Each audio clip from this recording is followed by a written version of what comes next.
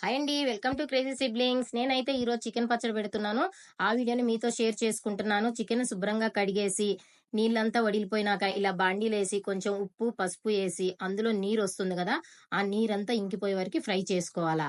అలానే మనం చికెన్‌కి మసాలా ప్రిపేర్ చేసుకోవాలా. 3 టేబుల్ స్పూన్ ధనియాలు, కొంచెమంత దాల్చిన చెక్క, కొన్ని లవంగాయలు, అలానే ఒక ఇలాచి ఏసి ఇలా ఫ్రై చేసుకొని పక్కన పెట్టుకొని పౌడర్ చేసుకోవాలా. ఆ తర్వాత చికెన్‌లో నీరంతా ఇట్లా శుభ్రంగా ఇంకిపోయినాక బాండీలో ఆయిల్ వేసి హాఫ్ కేజీకి తక్కువ ఆయిల్ వేసేసి చికెన్ అందులో వేసేసి మంచిగా రోస్ట్‌గా ఫ్రై చేసుకోవాలనమాట.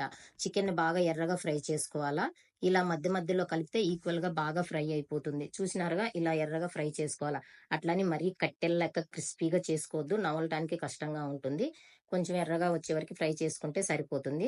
తర్వాత అదే ఆయిల్‌లో ఒక 3 tablespoon ginger garlic paste, అల్లం వెల్లుల్లిపాయ పేస్ట్ వేసుకొని మంచిగా ఫ్రై చేసుకోవాలి. ఇష్టం ఉన్నవారు కరివేపాకు గూడా యేసుకొని క్రిస్పీగా అయ్యేంత వరకి ఫ్రై చేసుకొని, ముందుగా మనం ఫ్రై చేసుకున్న చికెన్‌ని అందులో యేసుకోవాలా. ఆ తర్వాత ఒక చిటికెడు మెంతి పౌడరు, ఒక చిటికెడు పసుపు, అలానే మనం ముందుగా ఫ్రై చేసుకున్న గరం మసాలా, అలానే నేనైతే కేజంబావుకి ఒక కప్పు కారం వేస్తున్నాను. అలానే హాఫ్ కప్పుకు తక్కువ సాల్ట్ వేస్తున్నాను.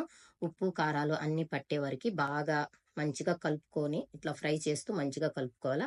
ఆ తర్వాత స్టవ్ ఆఫ్ చేసి చికెన్‌ని పక్కన పెట్టుకోవాలా. పక్కన పెట్టుకొని బాగా చల్లగా అయినాక ఇందులో మనం నిమ్మరసం వేసుకోవాలా. నేను తీసుకున్న కేజంబావుకి 5 నిమ్మకాయలైతే పర్ఫెక్ట్‌గా సరిపోతుంది. మీడియం సైజు నిమ్మకాయలు 5 పర్ఫెక్ట్‌గా సరిపోతుంది.